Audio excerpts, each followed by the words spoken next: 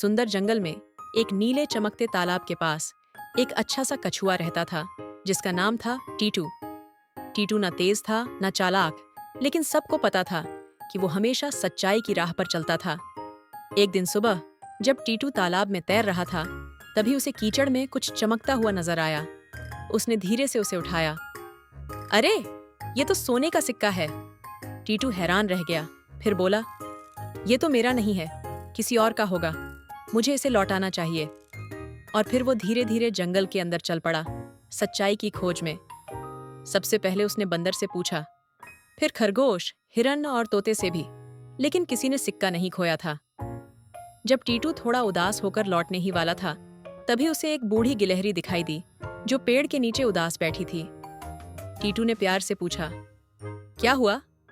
गिलहरी बोली, मेरा सोने का सिक्का खो गया है। वो मेरी दादी का दिया हुआ तोहफा था। टीटू मुस्कुराया और सिक्का दिखाया। क्या ये वही सिक्का है? गिलहरी की आंखें खुशी से चमक उठीं। हाँ, यही है। धन्यवाद टीटू। अगले दिन सारे जंगल के जानवर जमा हुए। सबने तालियां बजाईं और बुद्धिमान उल्लू ने टीटू को ईमानदारी का मेडल पहनाया। और उस दिन से जंगल में सब जान गए, सच्चा बनने वाला ही असली।